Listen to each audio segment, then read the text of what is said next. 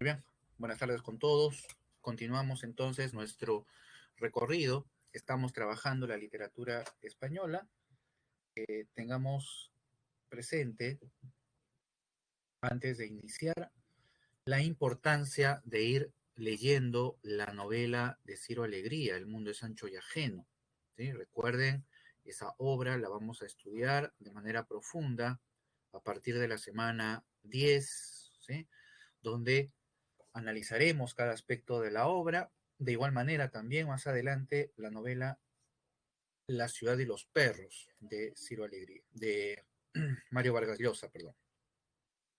Bien, empezamos entonces nuestro recorrido. Hoy día vamos a trabajar la obra de dos autores muy importantes, Calderón de la Barca con La vida es sueño y Gustavo Adolfo Bécquer.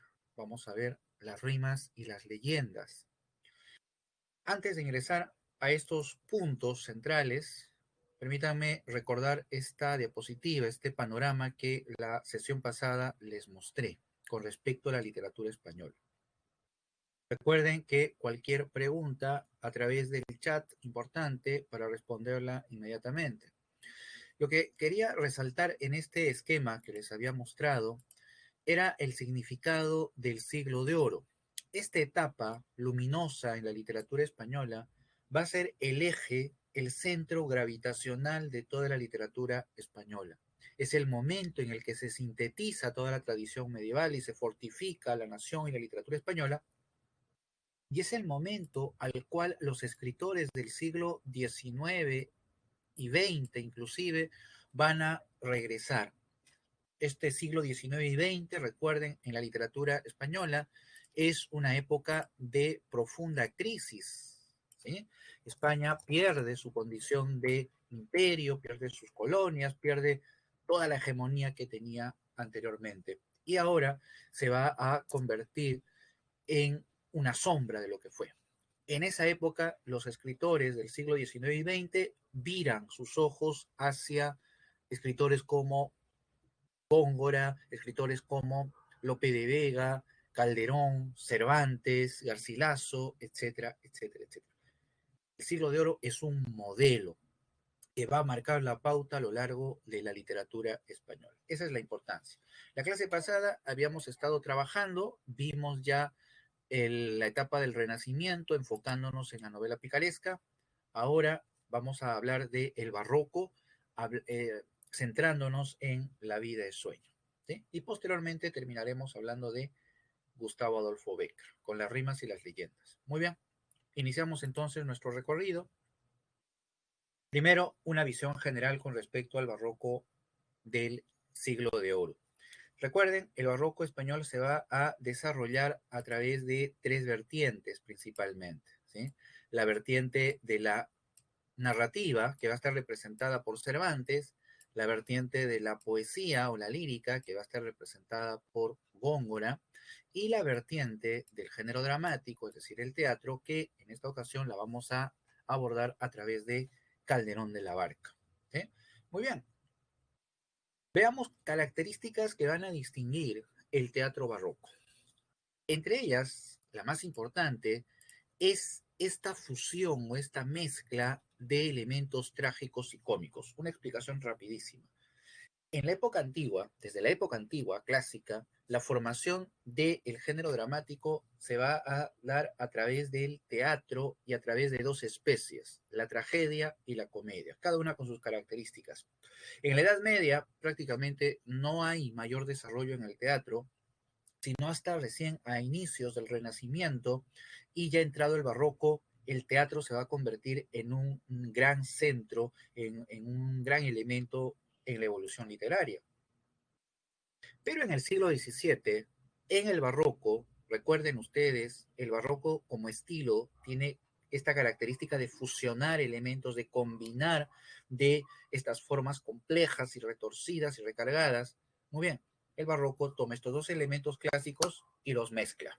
Tenemos la obra, la comedia barroca, donde los elementos trágicos y los elementos cómicos se mezclan. Por ejemplo, La vida es sueño, la obra de la cual vamos a hablar en un segundo.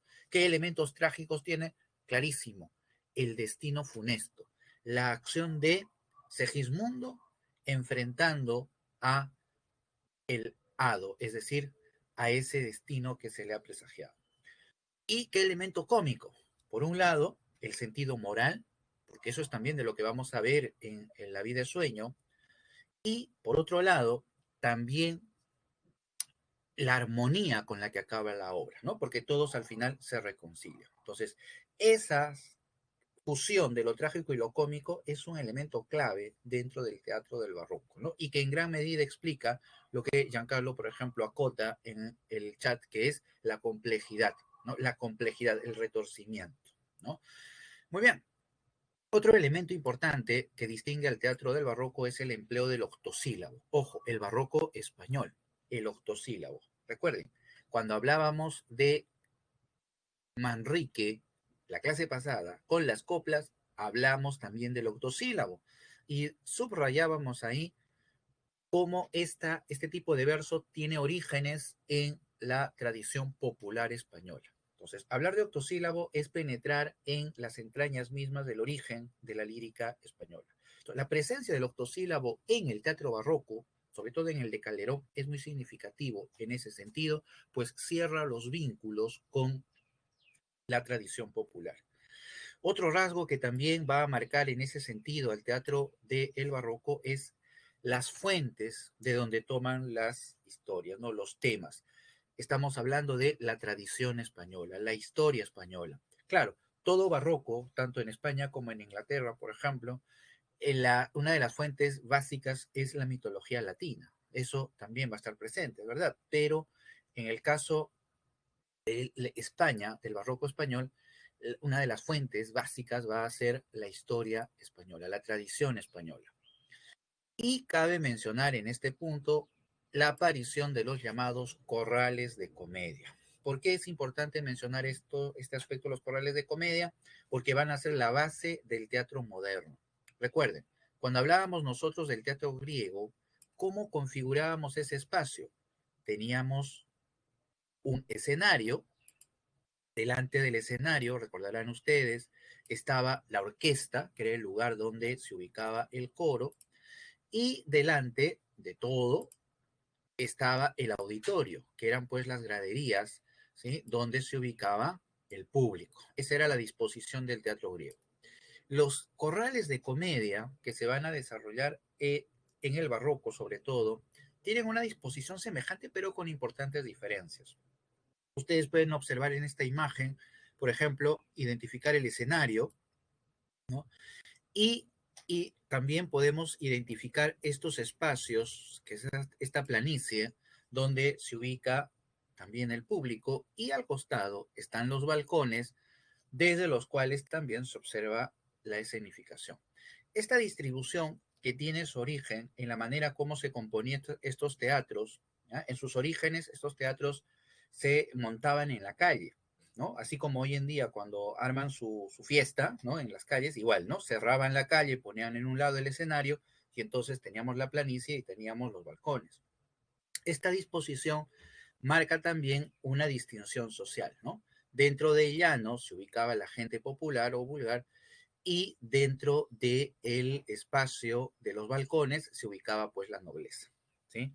Ray hace una observación en el chat, dice, habían corrales populares y cortesanos. Sí, se puede señalar que sí, en tanto eh, la manera en la que se componían, ¿sí? Habían, en los orígenes, sobre todo el corral de comedia, se va a construir como lo estaba señalando hace un momento, ¿no? Es decir, era improvisado, ¿no? En la calle misma se cerraban, se ponían ahí los ambientes, etcétera. Luego, a partir de ese ambiente, se fue diseñando ya un espacio específico de la representación dramática, ¿no? Que va a ser ya el teatro, construido para la representación, pero siguiendo el modelo de los orígenes del corral de comedia, ¿no? Hoy en día, cuando ustedes van al teatro o vayan al teatro, van a observar que tiene esa disposición, ¿no? El teatro, digamos, moderno, el teatro clásico, ¿no? Tiene esa disposición, el teatro tradicional, ¿no? Tiene esa disposición, ¿no? De los palcos y arriba tiene las, las, este, los balcones, ¿no? Muy bien. Entonces, estos son los elementos que podemos distinguir en líneas generales que van a ir diferenciando el teatro barroco español. Ahora, profundizando un poco más, distinguimos dos vertientes del teatro barroco, el popular y el cortesano. En el teatro popular vamos a identificar nosotros a Lope de Vega, en el teatro cortesano a Calderón, el autor del cual vamos a hablar. De López de Vega no vamos a hablar más porque no lo pide el temario, así que lo dejamos ahí tranquilo. Vamos a hablar entonces ahora del teatro cortesano. Características muy puntuales. Básicamente podemos señalar dos aspectos centrales en el teatro cortesano. Uno, el público, recuerden, en el teatro cortesano es un público que está marcado por la nobleza, los clérigos, es decir, la corte. En cambio, en el teatro popular lo que encontramos nosotros es el público vulgar, es decir, un público no instruido.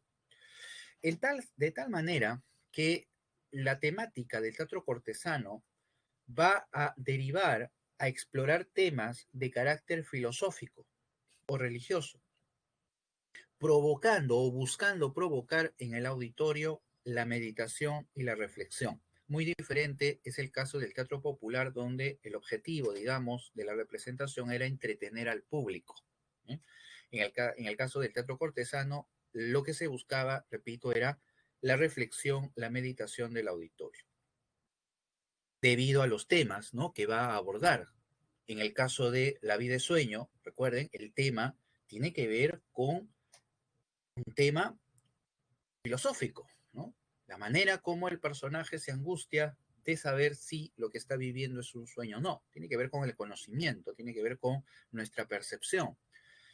Debido a esos temas y a la complejidad, se recurre a un lenguaje que ya nosotros hemos identificado en otro autor, recordarán ustedes, el lenguaje alegórico.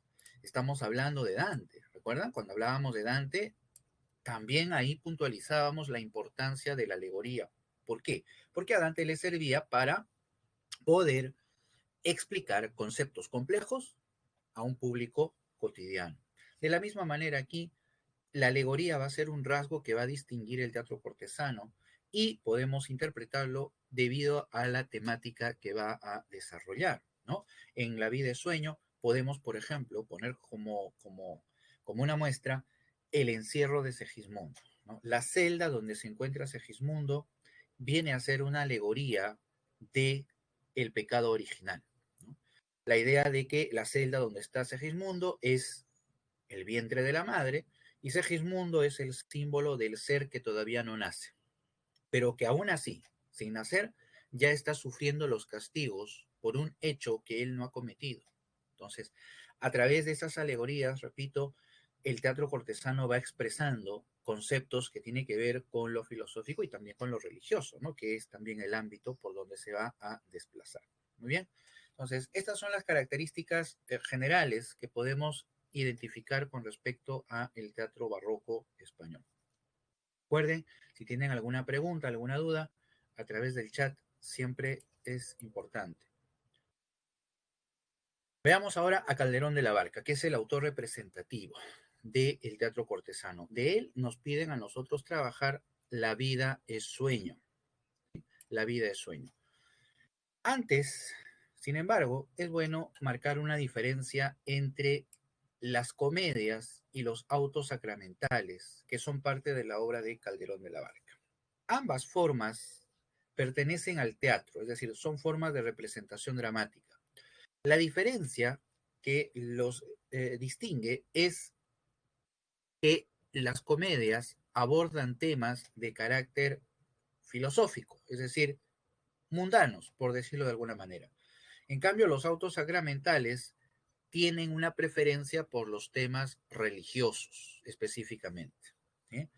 Ese es el punto que los distingue. Muy bien, vayamos a ver entonces La vida es sueño. Algunos aspectos formales. La vida es sueño es un drama o comedia de tipo filosófico. Recuerden que en la época del barroco español a toda obra se le denominaba comedia.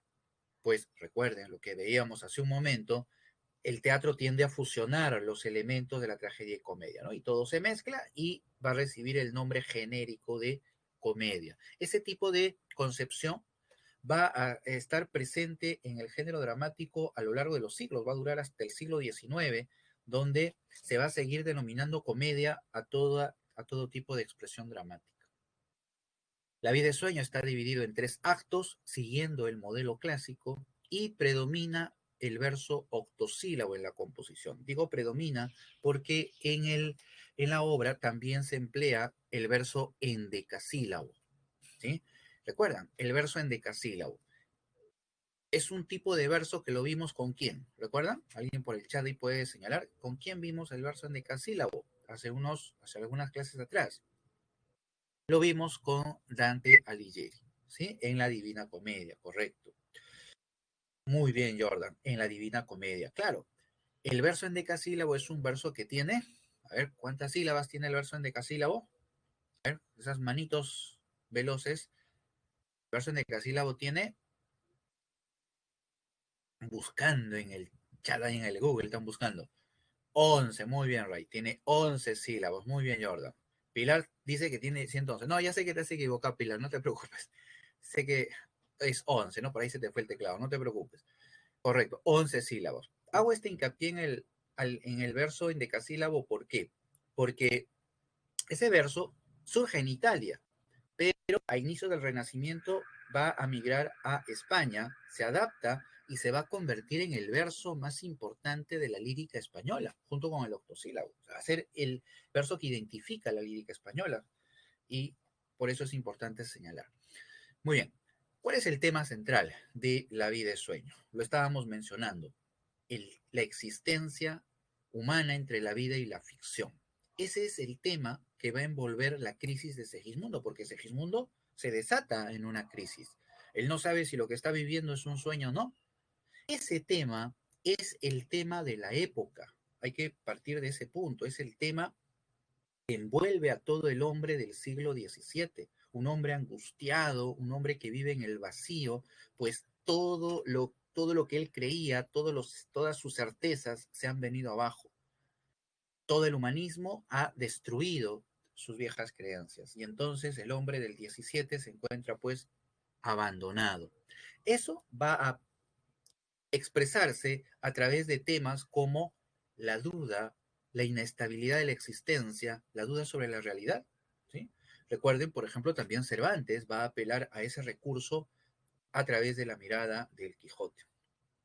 Pero lo que va a marcarnos como gran diferencia la vida es sueño es el otro gran tema que también nos va a presentar, la libertad, ¿sí? Como tema. Ahora, la libertad aquí hay que entenderlo no simplemente como eh, eh, la liberación o el desprendimiento de cualquier atadura, no, sino hay que entenderla sobre todo desde un punto de vista moral, es decir, estamos hablando de el libre albedrío, la libertad del ser humano de decidir con respecto a sus acciones, entre el bien y el mal. Ese es el libre albedrío, ¿sí? La decisión del ser humano, la libertad. Eso es a lo que va a aspirar Segismundo. Cuando Segismundo habla, más adelante vamos a citar, cuando él habla sobre la libertad, está hablando de salir de sus prisiones, de sus cadenas, es verdad, pero aún no se da cuenta de la auténtica libertad, que es la decisión del ser humano, que eso es lo que más adelante él se dará cuenta. Muy bien, visto estos temas, vamos a recordar brevemente algunos aspectos de la obra, ¿sí? Así que nos vamos a acercar a trabajar el argumento, ¿sí? Para recordar, repito, algunos aspectos importantes de la vida de sueño. Los hechos de la vida de sueño ocurren en Polonia. Hasta ahí justo esa observación que hace Ray es también importante, ¿no? Segismundo va a ser este emblema del hombre creando su propio destino. Es la idea del antropocentrismo. Pues justo de eso vamos a hablar al final, enfatizando ese aspecto. Bien, Ray. La historia se desarrolla en Polonia. Hasta ahí llegan Rosaura y Clarín, moscovitas que han viajado hasta Polonia buscando a Astolfo, el duque de Moscovia. ¿Por qué? Rosaura ha sido deshonrada y va en búsqueda de Astolfo. Astolfo le había prometido el matrimonio, pero ahora se fue, viajó hasta Polonia, Astolfo, para casarse con Estrella. Estrella es la heredera del rey Basilio. En ese sentido, Astolfo está aspirando a la corona de Polonia. Rosaura viaja llevando consigo, ¿sí?, una espada que le permitirá, ¿sí?, ingresar a la corte. Lo que encontramos ahí, en esa imagen de Rosaura, es un secreto. La madre de Rosaura le ha dado a ella esa espada diciéndole que la muestre a cualquier noble que se tope y esa espada le abrirá los caminos, dijo la madre de Rosaura. Ahora, lo que Rosaura no sabe es que esa espada es la espada de su padre. Cuando llega Rosaura al castillo, con quien primero se va a topar es con Segismundo. Segismundo se encuentra encerrado en la torre externa al castillo. Cuando llega Rosaura, Segismundo se está quejando precisamente de su encierro. Es el primer monólogo de Segismundo, el también llamado monólogo de la libertad, donde lo que exige Segismundo es precisamente que se caigan las barreras y él ser liberado. Y reniega, ¿no? Esencialmente él se queja de Dios, ¿no? ¿Por qué no tiene, cualquier ser tiene más libertad que yo? Dice, ¿no? Cito un fragmento. Segismundo dice, nace el ave y con las galas que le dan belleza suma, apenas es flor de pluma o ramillete con alas, cuando las etéreas alas corta con velocidad, negándose a la piedad del nido que deja en calma, y teniendo yo más alma, tengo menos libertad. Se queja, ¿no?, de que las aves son, eh, eh, eh, eh, de que las aves abandonan el nido, ¿no?, de que no tienen sentimientos. Y él, a pesar de ser más humano, dice, no tiene libertad. ¿Por qué? Es su queja hacia Dios. En ese momento aparece Rosaura, Segismundo se da cuenta de su presencia y ahí aparece Clotaldo. Clotaldo es el encargado por el rey Basilio de cuidar a Segismundo y no solamente de darle de comer y demás, sino de velar porque nadie conozca de la existencia de Segismundo. Aquel que lo conociera, dice Basilio, debe de morir. Entonces la orden es que Clotaldo mate pues a Clarín y a Rosaura. Pero en el momento en el que los toma prisioneros, Rosaura le muestra la espada que su madre, Violante, le había dado. Clotaldo se queda estupefacto porque reconoce la espada que tiene. Es su espada. Y en ese momento entonces Clotaldo llega a entender que está delante de su hijo. Ahí una pequeña observación. Recuerden, Rosaura cuando llega al castillo lo hace disfrazada de hombre, ¿sí? Tiene toda la indumentaria de un caballero. Ha viajado disfrazada. Entonces, cuando Clotaldo la mira por primera vez, no sabe que es una mujer, piensa que es un hombre y por eso cree que es su hijo. ¿Qué hacer? Dice Clotaldo. No cumple, le es fiel al rey y cumple la orden o protege a su hijo. Con esa duda, Clotaldo va con Basilio, pero cuando llega al castillo Clotaldo, Basilio le dice que ya no hay problema, que los libere, que él ha contado ya a toda la corte cuál va a ser o quién era Segismundo. Y le cuenta también a Clotaldo su plan. ¿Qué era lo que quería Basilio? Era poner a prueba el destino. Era ver si lo que las estrellas habían predicho se iba a cumplir. Y entonces le dice a Clotaldo que duerma a Segismundo, lo saque de la prisión y lo lleve al castillo, con la esperanza de que al ver esa otra vida, Segismundo se comporte de una manera adecuada y sea él entonces el heredero de su corona. Así que Clotaldo hace ello y lleva pues a Segismundo al castillo. Cuando Segismundo se despierta, queda pues asombrado de lo que está observando, ¿no? Se ha despertado en la alcoba del rey, queda pues maravillado, pero la duda es lo que lo asalta a él, ¿sí? Cito un fragmento breve de ese momento de la vida de sueño. Se despierta Segismundo, está rodeado de todas las galas y dice, Ay, mísero de mí, ay, infelice, apurar cielos pretendo, ya que me tratáis así. ¿Qué delito cometí? Ay, otra vez, me puse a leer, perdón, la otra escena.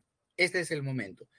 Segismundo dice, válgame el cielo que veo, válgame el cielo que miro, con poco espanto lo admiro, con mucha duda lo creo. Yo en palacios suntuosos, yo entre telas y brocados, yo cercados de criados tan lúcidos y briosos, yo despertar de dormir en lecho tan excelente. Segismundo, claro, en ese momento Segismundo, ¿ya?, se despierta y empieza a sorprenderse de lo que ve. Ahí es cuando llega Clotaldo y le dice a Segismundo toda la verdad. Le dice que él estuvo encerrado, que ahora el rey lo ha traído, que él es el príncipe. Eso, en vez de apaciguar a Segismundo, va a desatar, por el contrario, una cólera en él. Lleno de furia y de venganza, Segismundo atentará contra Clotaldo, intentará ahorcarlo, se enfrentará a Astolfo, será agresivo con Rosaura y Estrella. En ese momento se muestra esa imagen híbrida del personaje de Segismundo, porque ese es el símbolo de este personaje en la obra, esa mezcla de hombre y animal, esa hibridez, esa ambigüedad típica con la que juega el barroco. El Segismundo se define entonces como un hombre y como un animal. Basilio, al ver lo que está sucediendo con Segismundo, decide nuevamente encerrarlo y ordena a Clotaldo dormirlo y enviarlo nuevamente a la prisión. Cosa que sucede. Y cuando Segismundo se despierta en la prisión, se queda sorprendido. Es ese momento donde Segismundo no sabe lo que está pasando. Queda contrariado. Es ese momento cuando él no sabe si lo que está viviendo es un sueño o no. Quisiera con ustedes compartir un pequeño fragmento de la representación de esta obra, precisamente en ese momento cuando Segismundo se encuentra en esa crisis, en esa duda. Son 2 minutos de este video, pero es el momento cumbre de toda la obra. Así que vamos a ver a Segismundo.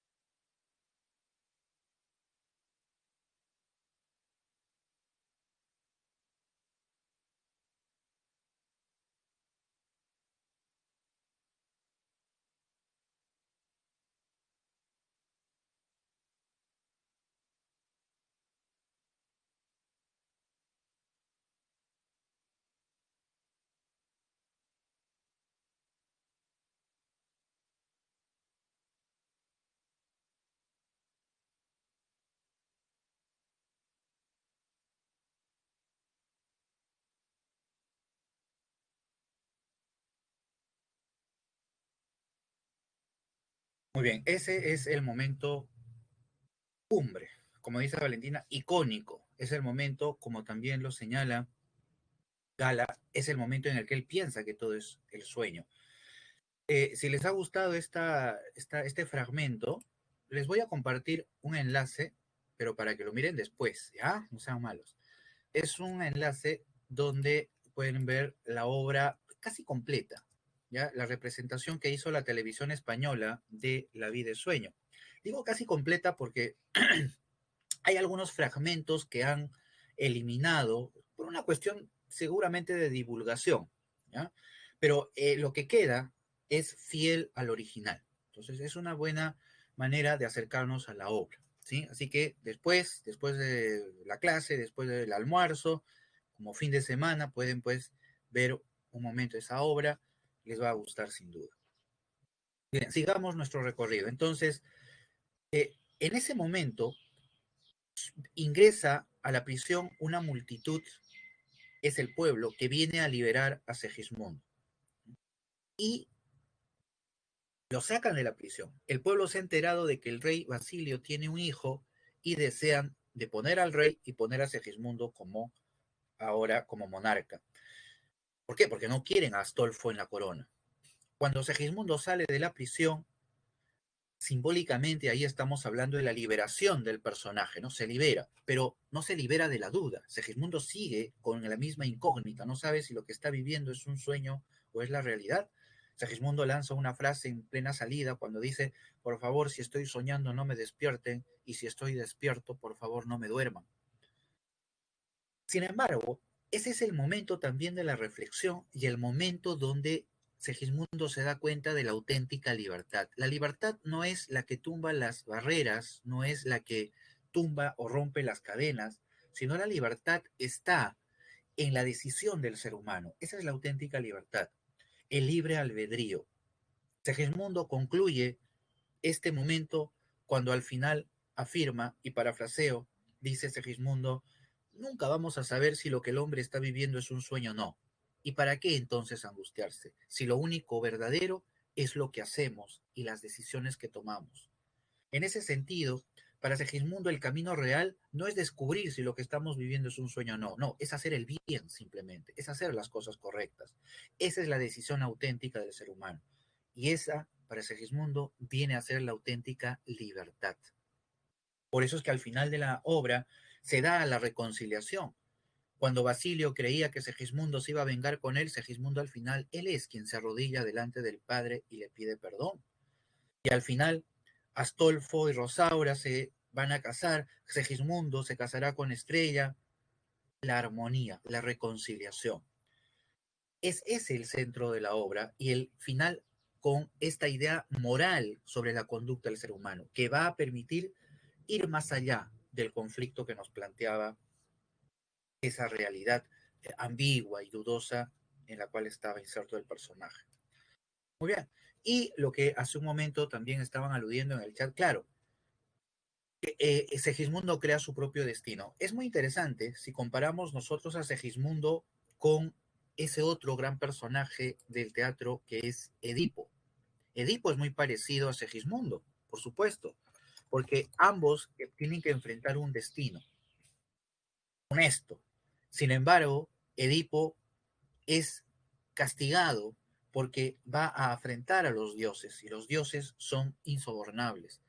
En cambio, aquí, en esta época moderna, antropocentrista, el hombre, Segismundo, toma la decisión de su destino y lo transforma. Eso es lo que va a distinguir dos grandes épocas a través de estos dos grandes personajes. Muy bien, hasta aquí queda mi exposición sobre la vida y sueño. Vamos entonces ahora a la siguiente etapa. ¿Sí? No sé si tienen ustedes alguna pregunta, alguna duda para ir ahora a trabajar lo que corresponde al romanticismo español. Bien, seguimos adelante entonces. Vamos a trabajar primero las características generales del romanticismo español. Primero, que quede claro lo que habíamos estado señalando hace unos momentos. El romanticismo español se ubica en el siglo XIX en una época de crisis en el mundo español. Además, el romanticismo llega muy tarde a España. Recordarán ustedes que el romanticismo surge a fines del XVIII y se expande en la primera mitad del siglo XIX. Bien, en España el romanticismo llega recién a mediados del siglo XIX y tiene un periodo muy corto, porque de ahí luego viene el realismo, el naturalismo y desaparece. Sin embargo, el romanticismo va a calar en la literatura española y va a estar representado por los rasgos que ya habíamos estado mencionando nosotros hace algunas sesiones, ¿no? La libertad, el culto al yo, el idealismo, es decir, el subjetivismo romántico. Sin embargo, en el caso del romanticismo español, se van a enfatizar algunos aspectos que le van a dar ese distintivo al romanticismo español. La valoración de lo histórico, la exaltación del paisaje, la atracción por lo popular y lo cotidiano, que es lo que va a marcar el romanticismo y va a distinguir el romanticismo español. De ahí el tono, eh, eh, de ahí el tono costumbrista que va a tener en gran medida el romanticismo español. Giancarlo hace una pregunta, dice, ¿la literatura de la emancipación tiene rasgos románticos? Claro, te estás refiriendo a la emancipación hispanoamericana, ¿no? Específicamente quizá la peruana. Eh, Voy a responder eh, de la siguiente manera. El romanticismo, entiéndanlo, es una época, ¿ah? Es una época. Lo estudiamos, lo podemos estudiar como una vertiente literaria o como una vertiente estética, ¿ya? Pero es en sí una época que entraña no solamente el arte, sino también todo lo que concierne a la cultura, todo lo que concierne al conocimiento, etcétera. Entonces, en ese sentido, podemos incluir dentro de esa mirada o de esa época romántica los movimientos emancipatorios. Sí, podríamos hacerlo, en el sentido de que comparten esos idealismos, ese espíritu de libertad. Sí, se podría hacer. Y es por eso que, por ejemplo, permítanme este salto gimnástico, es por eso que Mariano Melgar es considerado como un precursor del romanticismo, ¿mejor entender? Y se puede encontrar en Mariano Melgar, ¿sí? Poeta que muere en 1815, se puede encontrar rasgos románticos, ¿mejor entender? Porque el romanticismo es una época en realidad, no es simplemente una corriente, no es un estilo, no es algo menor, es una época. En ese sentido, sí se puede identificar esos elementos, pero ahí hay que distinguir. En su momento haremos la distinción respectiva. ¿Ah? El periodo de la emancipación tiene como preponderancia, en el caso de la literatura peruana, la estética del neoclásico. Lo vamos a ver con Mariano Melgar. Ahí vamos a profundizar sobre todo cuando hablemos de los yarabíes. ¿Sí? Ahora, regresemos a nuestro tema.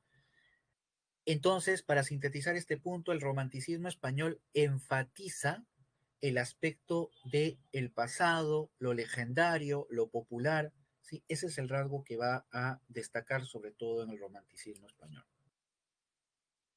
Muy bien, un rasgo que es importante mencionar ahora, pero que forma parte del romanticismo universal, es el denominado angustia metafísica. ¿Qué es la angustia metafísica? La idea es muy concreta.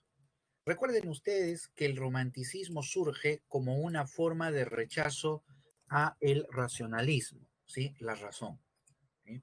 La ciencia, la razón, todo ello es rechazado por el romanticismo. Ahora, recuerden, razón, racionalismo es representado por la imagen de la luz, siglo de las luces, la ilustración, ¿no? De ahí viene. Entonces, como el romántico se opone al racionalismo, va a buscar un ámbito alejado de la razón, la ciencia y lo demás. Y ese ámbito lo va a representar metafóricamente con la imagen opuesta a la luz, la sombra, la oscuridad, lo desconocido, lo misterioso, lo sobrenatural.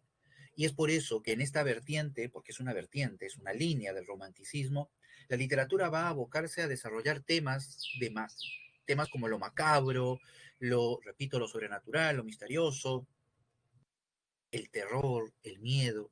Ahí nace la novela de terror. ¿Cuántos de ustedes, díganme, no han leído a Edgar Allan Poe? El gato negro, el corazón de la torre, el pozo y el péndulo. Si no lo han leído, hoy tienen que leerlo, no hay excusa, tienen internet. ¿Sí? esos textos de Edgar Allan Poe son un ejemplo de esta vertiente, ¿sí? Del romanticismo. Claro, muy bien, muy bien, Valentina. Entonces, ese es un rasgo muy importante que hay que destacar en el romanticismo. Bien, precisamente acá tenemos la rima número 4 de Gustavo Adolfo Bécquer, que nos puede servir para ver de manera ilustrativa estos rasgos que estamos mencionando, ¿no? El carácter subjetivista, idealizador del romanticismo y también esa angustia metafísica. Leamos, por ejemplo, esta primera estrofa del poema. Fíjense, ahí Bécquer delimita, traza una línea. Dice, no digáis que agotado su tesoro, de asuntos faltas enmudeció la lira. Podrá no haber poetas, pero siempre habrá poesía. ¿Qué hace Bécquer ahí? Traza la línea. Recuerden ustedes a Platón, ¿no? El mundo de las ideas, ¿sí? Y el mundo sensible. Ese mundo sensible es el mundo de la realidad, el mundo de lo concreto, el mundo material. En ese sentido, ¿sí?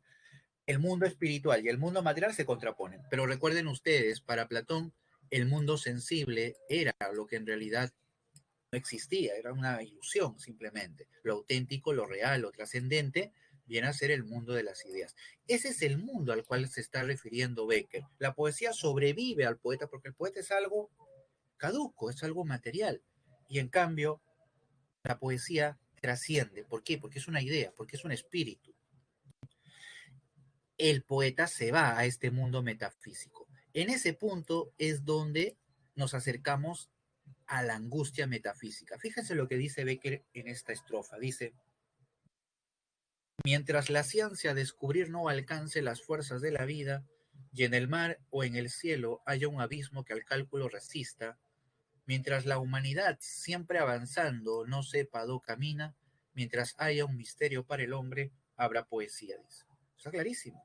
¿Sí? Cómo va ubicando ese ámbito al cual aspira de la poesía en un espacio totalmente alejado de lo racional, de la ciencia, de la luz, ¿no? Entonces hay esa atracción del romántico siempre por lo desconocido, por querer capturar, por querer acercarse a ese mundo desconocido.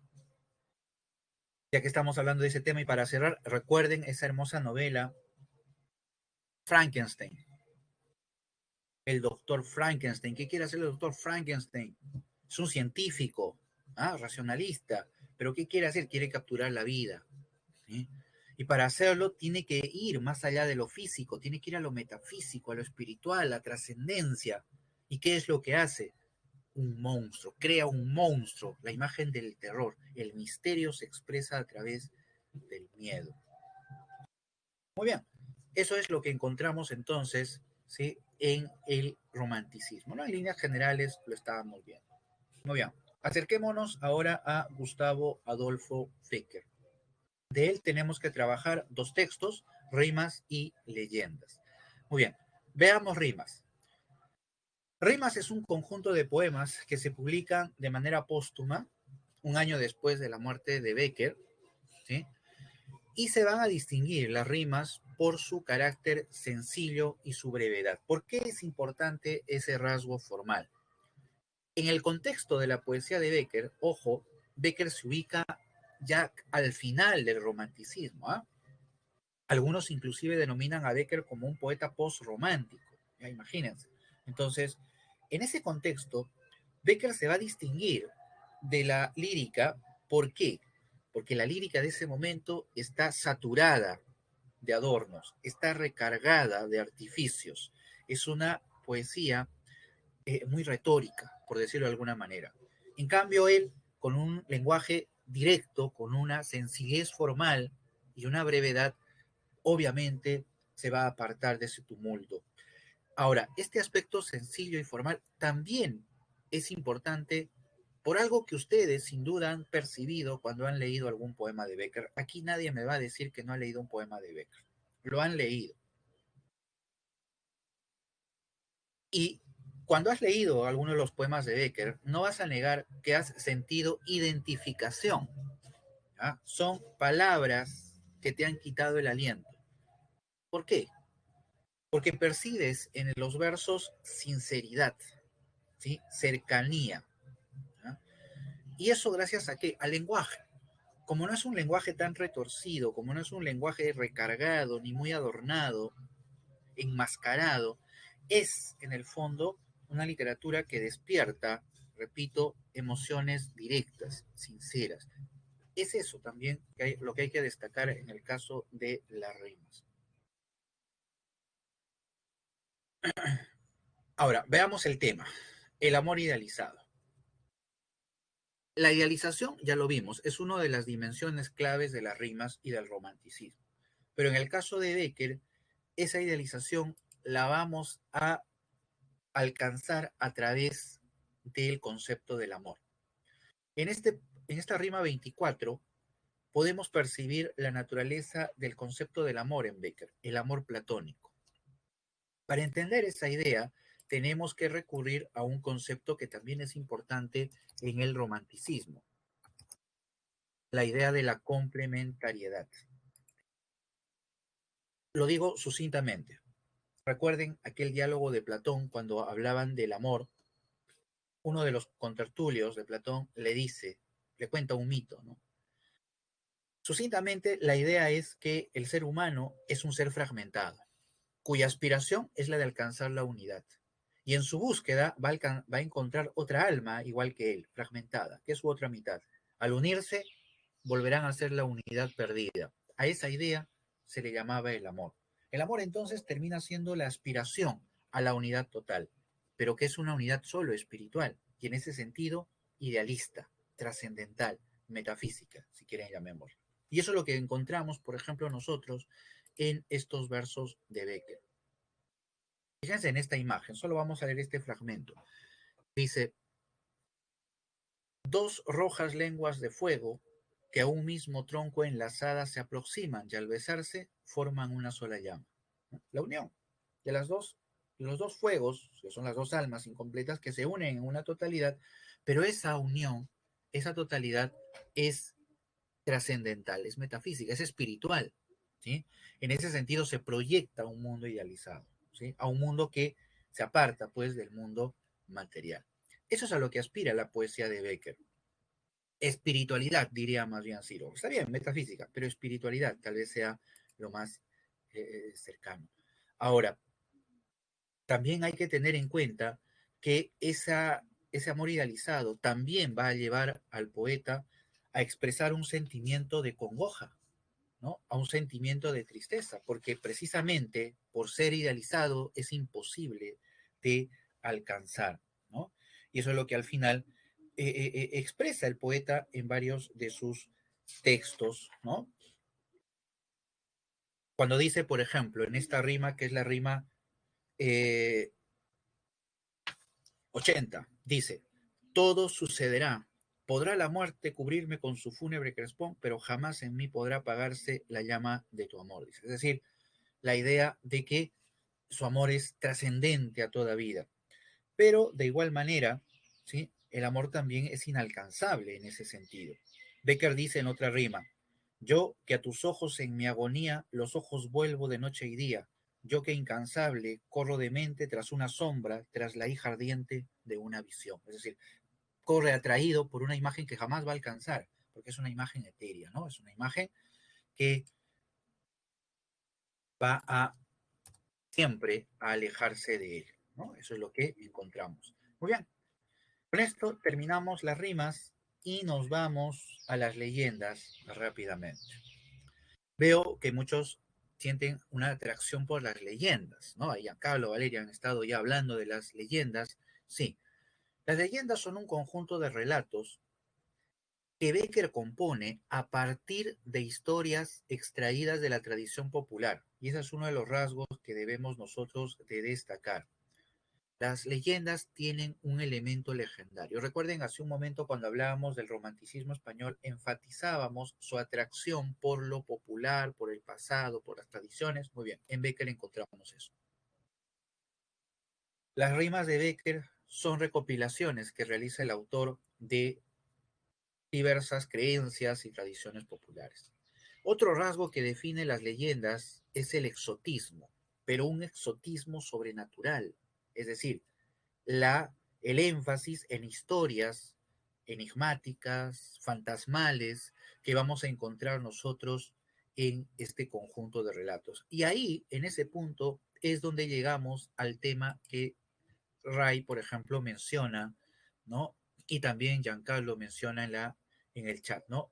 La idea de la hermosura diabólica, lo bello y lo monstruoso. ¿Ya? Aquí, en este punto, vamos rápidamente a ver esta leyenda de Becker y vamos a hablar del concepto de lo grotesco, que es a lo cual se está aludiendo en ese momento. La Jorca de Oro nos presenta un personaje femenino llamada María. María, fíjense la alusión, que es presentada de una manera angelical. Sin embargo, María es por dentro una mujer perversa, ¿no? María se aprovecha de su belleza. Tiene ella el capricho de poseer, quiere poseer una alhaja, un dije de oro, que la imagen de la Virgen María lo tiene en la iglesia. Y va con un joven llamado Pedro, el nombre también es muy simbólico, y le dice, Pedro queda asustado, le dice, oye, me estás pidiendo que le robe pues a la Virgen María, ¿no? Es un sacrilegio. Pero María, con sus ojos verdes, como todos los personajes femeninos de Becker, le dice que lo haga. El pobre Pedro va una noche a la iglesia, trepa, llega hasta donde estaba la Virgen, extiende el brazo, le arrancha el dije, pero en ese momento ocurre precisamente el hecho sobrenatural. Las imágenes de la iglesia voltean, lo miran, se acercan hacia él, el hombre se trastorna, las alucinaciones, se desvanece y cae desde gran altura. A la mañana siguiente, la joven luce feliz, el dije, y el joven ha enloquecido totalmente. Esa imagen que está representada por María en esta leyenda es un ejemplo de la llamada estética de lo grotesco, que es una de las líneas o uno de los rasgos distintivos del romanticismo. ¿Qué es la estética de lo grotesco? Para entenderla, hay que distinguirla de la estética clásica. ¿Cómo entendemos la estética clásica? Podemos definirla de esta manera, simplificándola, obviamente. La estética clásica busca despertar la emoción del espectador a partir de la contemplación de la armonía, el equilibrio, la claridad, de ahí que aspire a formas proporcionales, ¿sí? Al orden, a la armonía, como señalamos. El romanticismo, que se opone a las formas clásicas, va a aspirar a la estética de lo grotesco. Víctor Hugo, un personaje que sin duda ustedes conocen, va a sostener este concepto en un prólogo a una famosa obra titulada Cromwell, donde él habla de la estética y lo grotesco, y la presenta como la estética de los tiempos modernos, contrario a la estética clásica. Los tiempos modernos son tiempos de contradicciones, dice Víctor Hugo, y esas contradicciones se reflejan también en la naturaleza estética. Lo inarmónico. Si en la estética clásica la armonía es la base, en el romanticismo es lo inarmónico. Lo feo y lo bello, lo divino, lo demoníaco, se van a mostrar entonces como elementos constitutivos. Y el ejemplo que podemos usar aquí, emblemático, es este personaje conocido por todos como Quasimodo. Quasimodo es un ser que físicamente es deforme, ¿ah? Tiene una joroba, una protuberancia en el ojo, tiene una pierna más pequeña que la otra. Sin embargo, por dentro, Quasimodo es un ángel, es un ser puro. Esa combinación entre la fealdad y la belleza del espíritu produce una reacción en el espectador. La compasión del personaje, la empatía con el personaje, la tragedia del personaje, eso es lo que produce en el espectador. Y esa es la emoción que busca despertar la estética de lo grotesco. Y eso es lo que vemos en el personaje de María, en la leyenda que acabamos de citar. ¿Sí? Muy bien, llegamos hasta acá. Les agradezco a todos ustedes. Si tienen alguna duda, por favor, a través del chat. Aquí les presento a ustedes las claves de la semana número 5. ¿Sí? Recuerden, por favor, que eh, lo que estamos desarrollando es lo que está ahora en el temario. ¿Ya? Esto es importante. para que sigan toda la línea que se va a desarrollar. Bien, si tienen alguna pregunta, por favor, me gustaría que la realizaran por el chat, mientras les voy entregando la encuesta que nos piden que ustedes la desarrollen, pues vayan marcando, por favor, por acá para poder desarrollar, para poder conocer, ¿no? Sobre todo, y poder mejorar, sobre todo. Muy bien, gracias a todos, gracias Moisés, Valentina, Jordan, Harold, Valentina, Moisés, muy bien, gracias Giancarlo. Giancarlo dice, también había una leyenda que se relacionaba. Sí, sí, les invito a leer las leyendas. Hay varias, ¿no? Los Ojos Verdes también es otra de las leyendas más conocidas de Gustavo Adolfo Bécquer. ¿Sí? Eh,